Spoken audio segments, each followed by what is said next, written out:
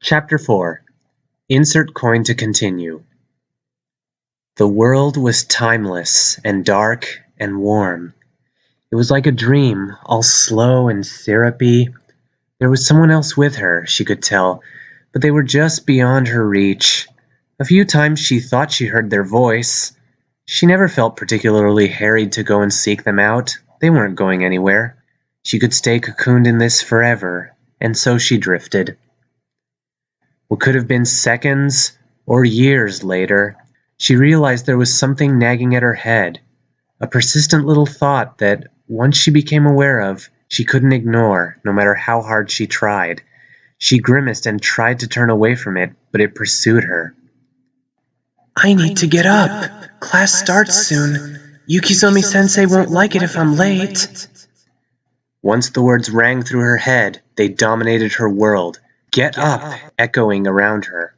She felt herself get snagged by an invisible hand and dragged backwards through the darkness. It seemed to narrow around her, becoming a tunnel, and she was fast approaching a light. As soon as she passed through it, she snapped to a halt. She was in the darkness again, but it was different from before, heavier and more tangible. Awareness came in the form of touch first. Her limbs felt like lead. There was something pricking at her elbows and wrists, like a needle, and her pajamas seemed really thin against her skin.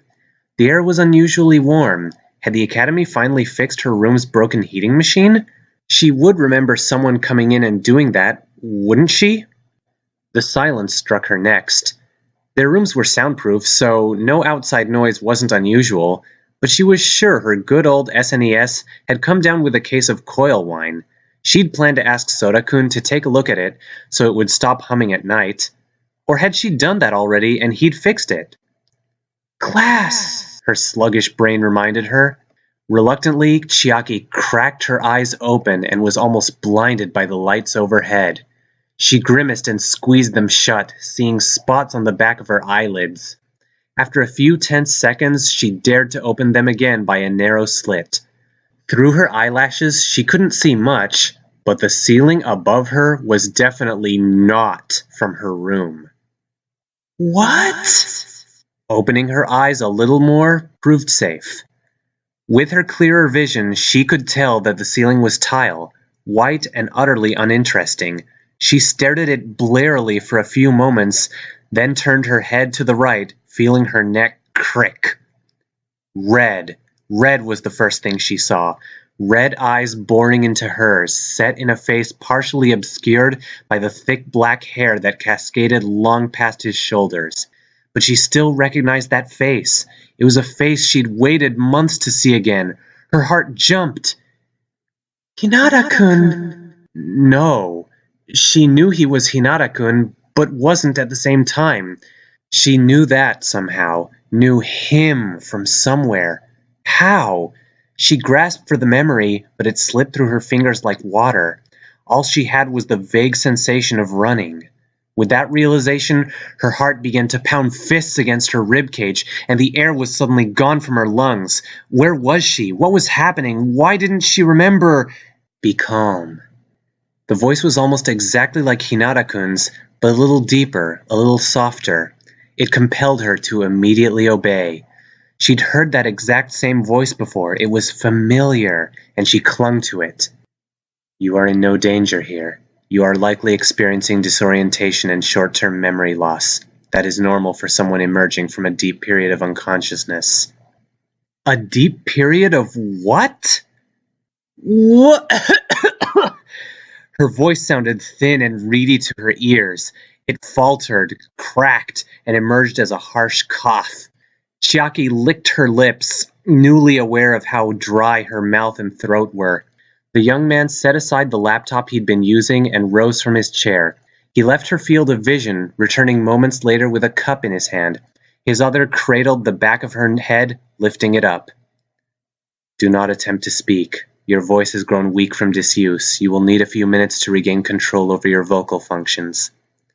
He lifted the cup to her mouth, and she tasted water against her lips. Slowly, she parted them, and the liquid poured down her throat. For a brief, terrifying moment, she forgot how to swallow and almost gagged, but then instinct took over, and it went down. She coughed again. Not quite, Hinata-kun retrieved a tissue from somewhere and wiped away the excess water that had dribbled down her chin. For the next few minutes he went about checking something near her bed. A machine, maybe? Chiaki relaxed backwards, wanting to talk but suddenly feeling too exhausted to try. She yawned, and his head turned. "It seems you will be falling back asleep," he observed, studying her face closely.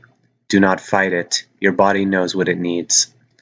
She wanted to protest. She had so many questions to ask, but her eyes were already sliding shut, and before she knew it, the world was once again swallowed by black. Chiaki had no idea how much time had passed before she woke again. It was a bit easier than before, less unnatural, and she actually felt a bit refreshed. Like the first time, she was a little disoriented upon seeing the 4-inch ceiling, but regained her bearings faster. She looked around for the man from earlier and quickly saw him sitting in the same chair as before, one leg drawn up with his arm resting across the knee, his eyes still on her. Despite clearly seeing that she was awake, he made no move to approach her, and Chiaki took the opportunity to investigate the room a little more. The IVs were no longer injected into her arms, was the first thing she noticed. The second was that she was just in a cheap, thin hospital gown, which contrasted the very comfy bed she was lying on. The room looked about the size of a regular bedroom, though devoid of any personal customization. A single door lay at the far end of the room, next to a dresser, and the solitary window behind the man was closed, curtains shut. This time, when she tried to speak, her voice obeyed. "Hinata-kun?" No. His voice wasn't particularly kind or unkind, just monotone. "This is his body, but Hinata Hajime's mind and personality are dead." What? His mind and personality are dead? What? How? Her heart pinched. Did that mean Hinata-kun was dead? That couldn't be true. And yet, somehow it didn't ring false. She needed to think. Just from the way this person talked, she could tell he was different from Hinata-kun. That didn't mean Hinata-kun was dead, right? Just not here. Maybe amnesiac, or a clone, or something. It would be rude not to ask his name, though. What should I call you then? Kamukura Izuru is the name I was given. What an odd name. Don't I know it from somewhere? Kamakura-kun. She paused, giving him time to protest at the honorific. He didn't, and so she continued. What happened? Specify. Are you asking what happened to Hinata Hajime? What happened to you? Both. Either. I don't... Chiaki squeezed her eyes shut. Her head was pounding. I don't understand what's going on. With the nonchalance of one talking about the weather, he said, "There was an attempt to kill you. I found you shortly after and preserved your life. You have been in a coma for 1 month and a persistent vegetative state for 7. What? The sheer shock of his statements jolted her eyes open, the migraine flying out of her head. Someone had tried to kill her? 8 months had passed? None of that was possible. That just couldn't be possible. She remembered yesterday perfectly. She'd gotten up, gone to class, worried about the parade, and then... Okay, so there was that blank spot, but 8 months couldn't have passed in that time. She told him so. Kamakura-kun stared at her flatly, then dropped his leg and rose. He pulled out a cell phone and stepped towards the bed. Flicking it on, he turned the screen towards her. She peered at the displayed date. The words May 28 winked up at her. Last she remembered, it had been September. Chiaki's shoulders slumped. She still couldn't believe it, but right there was irrefutable proof that 8 months of her life were gone just like that. She'd missed New Year's celebration. She'd made plans to visit the festival with her friends. She'd missed graduation. Her class was going to throw a huge party. She'd missed... God! She'd missed her own birthday. She was a year older now. She didn't feel it. If that was true, then Could the part about someone trying to murder her be true as well? She wouldn't have thought someone could have snuck into the academy, but there'd been what happened to Kuzuryu-kun's sister and Koizumi-san's friend. Had some psychopath really attempted to do the same to her? She reached for that missing memory again. All she pulled up was a laugh ringing in her ears and a too-wide grin stretching before her eyes, and she instinctively recoiled. A shiver shook her body. "Do not worry." Kamukura-kun's voice cut in, and she glanced up at him. "I kept your survival a secret. Your attacker thinks you dead and will not be coming after you again."